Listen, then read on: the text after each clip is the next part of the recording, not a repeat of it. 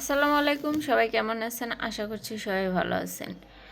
তো এই যে বর্তমানে যেটা চলতেছে বাংলাদেশ এবং ইন্ডিয়ার মধ্যে, এটা কিন্তু খুবই মারাত্মক একটা বিষয় যে ইন্ডিয়া বরাবরই আমাদের উপর শোষণ করে গেছে, বরাবরই আমাদের উপর আধিপত্য বিস্তারের চেষ্টা করে গেছে, চেষ্টা করছে মানে তারা সফলও হয়েছে। সেটা বিগত ফ্যাসিস্ট সরকারের আমলে সেটা সম্ভব হয়েছে। এখন যেহেতু তারা পারতেছে না এই জিনিসটা কন্টিনিউ করতে, যে নতুন যারা আসবে তারা তো তাদের সেই জিনিসটা আর দিবে না, সেই রকম তারা তো আর আধিপত্য বিস্তার করতে পারবে না। যার কারণে তারা একটা পলিটিক্যাল একটা গ্যামজাম তৈরি করে মানে নিজেদের দখলে বা নিজেদের আধিপত্যের মধ্যে নিতে চাইতেছে বাংলাদেশকে। এখন তারা এমনভাবে সেটাকে প্রচার করতেছে, এদিকে বাংলাদেশে কিছুই হইতেছে না, ওদিকে ভারতের মিডিয়াগুলো এমনভাবে বিশ্বের কাছে বাংলাদেশকে প্রেজেন্ট করতেছে যে বাংলাদেশের না জানি কি হয়ে যাইতেছে। একটা ঘটনা যেটা কি না বাংলাদেশে খুবই সাধারণ একটা ঘটনা, সেই ঘটনাকে তারা এমন বাড়ায়া বাড়ায়া বলতেছে, তাদের মিডিয়াতে এমন করে প্রচার করতেছে যে সেই জিনিসটা বিশ্বের কাছে মানে খুবই খারাপ একটা ইম্প্যাক্ট ফেলতেছে। এবং বাংলাদেশ সম্পর্কে বিশ্বের সব দেশেরই মধ্যে একটা মানে উদ্বেগ সৃষ্টি হইতেছে যে আসলেই মনে হয় বাংলাদেশে এত কিছু ঘটে যাইতেছে। কিন্তু এই জিনিসটা তো আসলে সত্য না।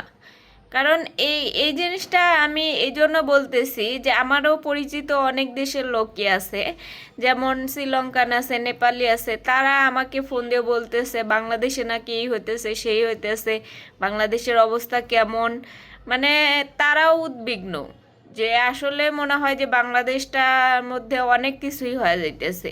আসলে আমরা তো বুঝতে পারতেছি যে বাংলাদেশের ভিতরে কি হইতেছে, সেটা ইন্ডিয়া এমনভাবে প্রচার করতেছে, ভারতের মিডিয়াগুলো এমনভাবে প্রচার করতেছে যে মানে বাংলাদেশকে পুরা একদম মানে যে মনে হইতেছে যে ফিলিস্তিনের যুদ্ধ, সিরিয়ার যুদ্ধ, সিরিয়ায় যেরকম যুদ্ধ হইতেছে বাংলাদেশটা মনে হয় এরকম হয়ে গেছে। এখন যাই হোক, এই যে ভারতের মিডিয়া এইভাবে প্রচার করতেছে বিশ্বের সামনে আমাদেরকে, যে এইভাবে পচাইতেছে, এটার বিরুদ্ধে আমরা যদি আরও হাঙ্গাদাঙ্গামা করি তাইলে এটা আরও খারাপ দিকে যাবে। তার চেয়ে আমাদের নিজ নিজ জায়গা থেকে উচিত যে সোশ্যাল মিডিয়াতে, বিশেষ করে সোশ্যাল মিডিয়া এবং আমাদের যে জাতীয় মিডিয়াগুলো আছে, সবাইকে বেশি বেশি বাংলাদেশের ভালো দিকগুলা নিয়ে এবং ইন্ডিয়া যে প্রোপাগান্ডাগুলো ছড়াইতেছে এগুলার বিরুদ্ধে পাল্টা নিউজ করা খুবই জরুরি। এবং বিশেষ করে এগুলা ইংলিশে অথবা বিভিন্ন ভাষাভাষীতে ছড়িয়ে দেওয়া উচিত। কারণ অন্য দেশের মানুষ, আমরা যদি বাংলাতে যতই চিল্লাই যে না আমার বাংলাতে এই হইতেছে না সেই হইতেছে না, আমার বাংলাদেশ ভালো আছে বা আমরা একসাথে আছি, এটা বিদেশিদের কাছে খুব কম পৌঁছাবে।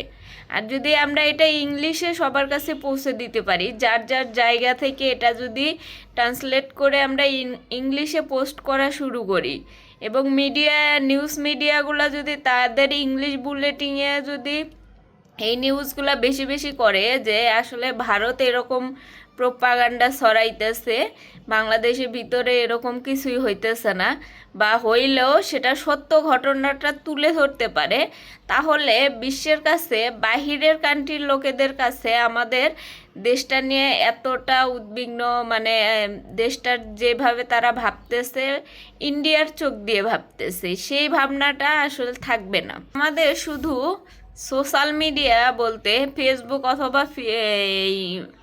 অথবা ইউটিউবে শুধু এইগুলা কথা ছড়ায় কোনো লাভ হবে না।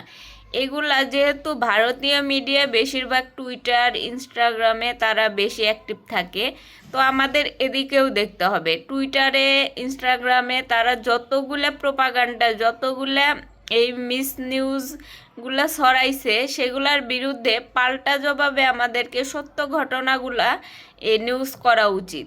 এবং এগুলা করলে বিশ্বের কাছে আমরা আমাদের দেশ সম্পর্কে এরকম আর প্রোপাগান্ডা তারা ছড়াইতে পারবে না। এখন তারা আমরা বেশিরভাগ বাঙালিরা ফেসবুক এবং ইউটিউবে বেশি থাকি। আমরা টুইটারে বা ইনস্টাগ্রামে খুব কম আমাদের, মানে এই বাংলাদেশের মানুষ ইনস্টাগ্রাম এবং টুইটারটা খুব কম ব্যবহার করে।